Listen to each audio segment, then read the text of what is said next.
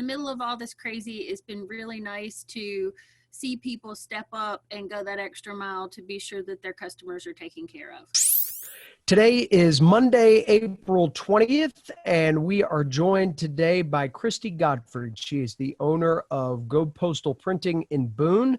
Christy, thanks for joining us here. You are a business that I know, like so many, have been impacted, but you're also a source for a number of folks that have maybe even started to rethink how they connect with customers. A number of businesses moving online, requiring some shipping and that way to connect with folks. How have you noticed relationships changing in that regard? Well, our relationship with our carrier drivers has gotten really, really friendly because we are dependent on them and they are dependent on us, and our customers are dependent on us to get everything out. Today was probably a landmark day for UPS pickups. I think we had to use, I think we had about 7 cartloads. I don't know how they fit it all in their truck. Luckily, they had 2 guys that got here at the same time, so they helped each other, and we helped them also get some of the stuff out there because it was a stellar day for UPS drop-offs and shipments. So a lot of folks familiar with shipping and shipping at high volume times, let's say around the holidays. How has volume changed with potentially, again, more people moving to online and shipping because of that product delivery method? Have you seen that impacting delivery times and availability even with some carriers?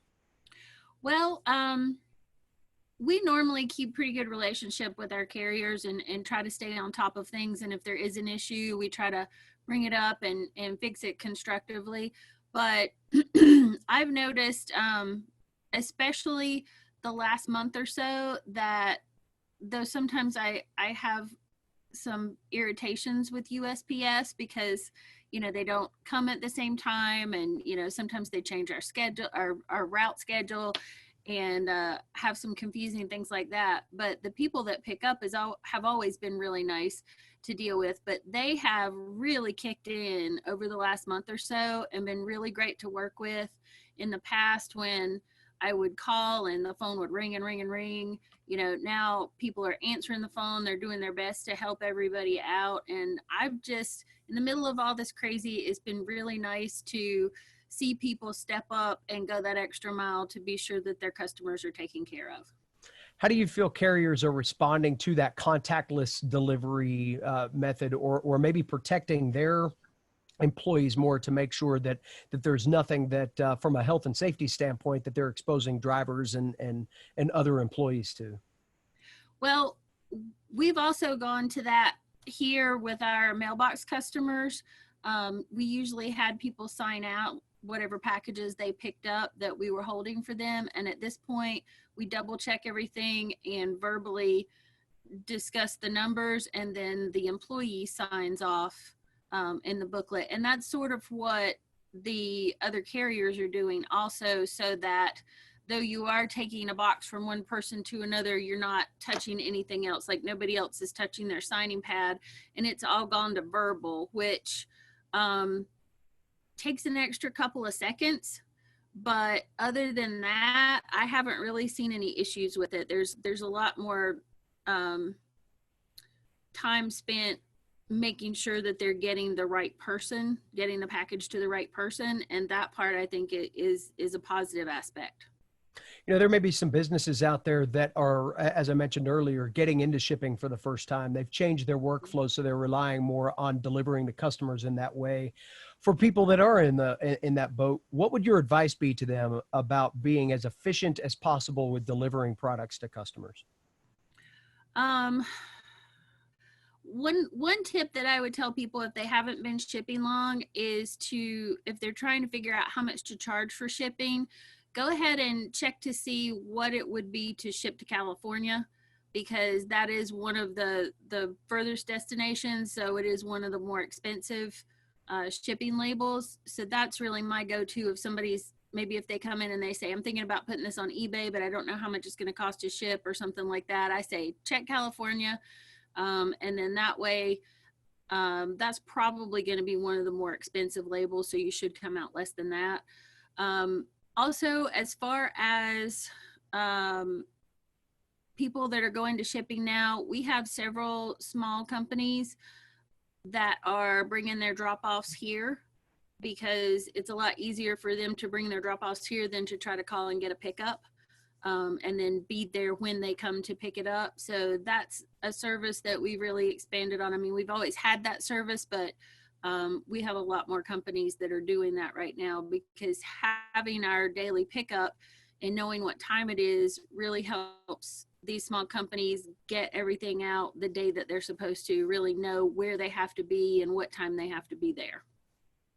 I know in addition to helping partners with their shipping needs, you have been one of the suppliers, and so kindly so, in helping food distribution efforts. The Rumpel Presbyterian Church Project, I know that you and your business have donated to, understanding that maybe some other folks like in your business line are doing the same. Have you noticed any disruption in product availability with boxes and with some of the packing material that may be used in different ways than we were used to, say, a month ago? There's not been anything like packaging or boxes that I haven't been able to get. Um I have a lot of different suppliers that I can get things from, and I have turned most of my buying to North Carolina companies in the last month or so, and really tried to keep my buying as local as I can too. And we have local companies for our printing supplies, our packaging supplies, and our paper, and ink and things like that. So I'm pretty much ordering everything from North Carolina at this point, which makes me feel pretty good about that. Now I do have some bigger companies that maybe I placed some bigger orders with throughout the year from other states, but right now we're sticking to North Carolina just to keep it as local as possible. But we haven't really had any interruption in things that we can get there. Now, we do use alcohol in the production of banners, and so we're down to our last bottle of that, so we've been getting a little stressed about that. But other than just that particular item, we've really been able to keep our availability still been open. And luckily, I am somebody that likes to buy supplies and be prepared for those big orders that you don't know are going to happen, and especially for the rush orders. So we had a lot of supplies already in stock. You know, you've operated a really diverse business, from being able to do so many things for customers over the years, and I'm sure others that are like you, maybe that deal in different end products, but have had to think about the efficiencies again, thinking about supply chain and where you're getting things from a timeliness standpoint, ways that you're interfacing with your customers.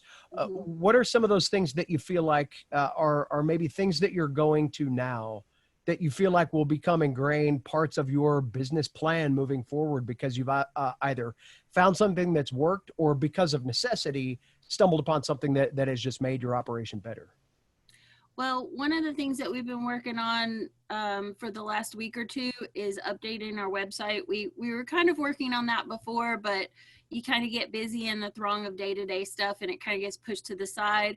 And we've really focused on that. We've added downloadable PDFs so that people can download a list of everything that they would need in order to order a certain product. It's like everything we would need to know. That way it's more efficient and quick for them to place the order, and then we don't have to go back and forth several times via email or phone.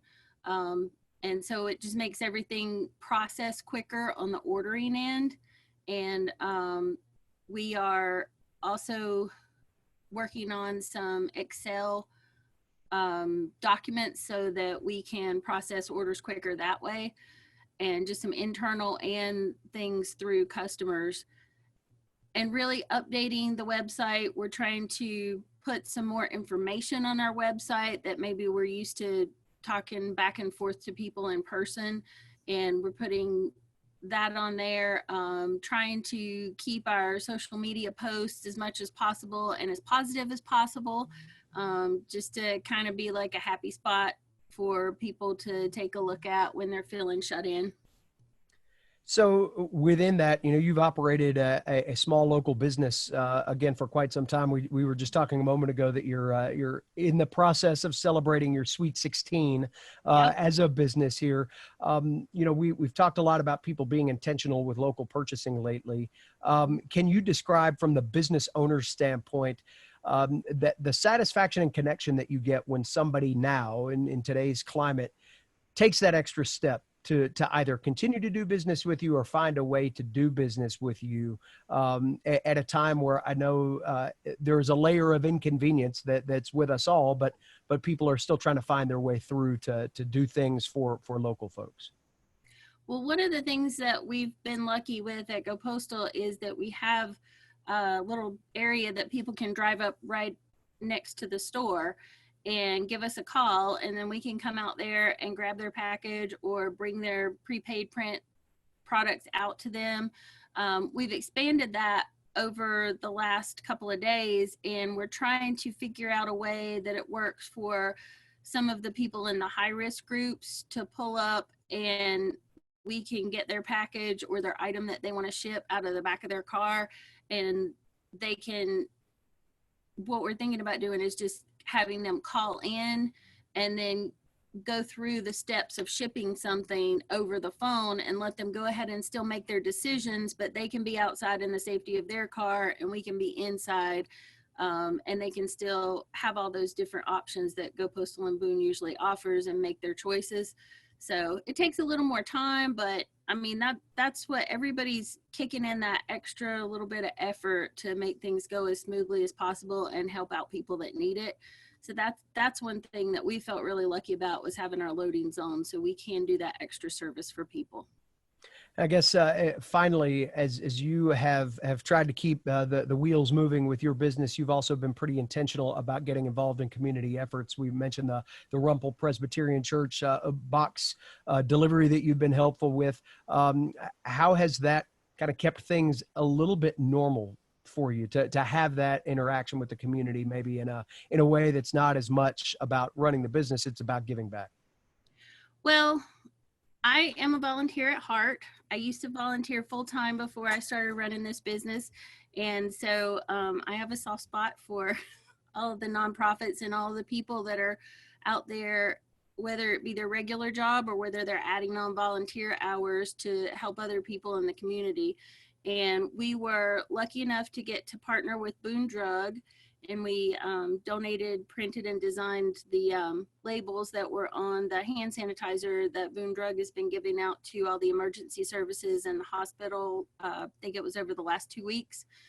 And so that really kind of gave all of my crew members here like an extra little step that day, you know, feeling like we were doing something for the greater good and that we could use what we know how to do to help people out.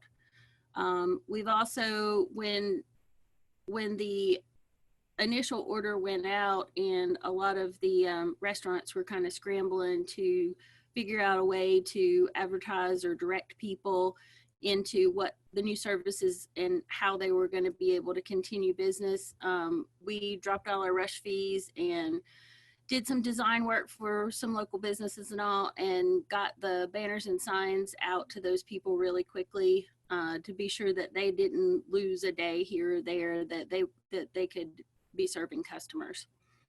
Well, we certainly appreciate everything that you're doing to help keep the machine running up here as much as possible. We wish you best of luck with all of this as well, and hopefully we'll have a great Sweet 16 party for you soon once we're able to all be around each other again. I hope so. One of the other things that I noticed that really did my heart good is a lot of the small packages and a huge surge of colored envelopes that have been going out via the Postal Service. A lot of people are writing uplifting, positive messages on those and putting smiley faces and things like that. And it's really done my heart good to see, you know, people pitching in to try to bring a little light to their loved ones that they can't visit. So that's been a really positive aspect too. Awesome. Well, thank you, Christy. Best of luck to you. Thank you, David.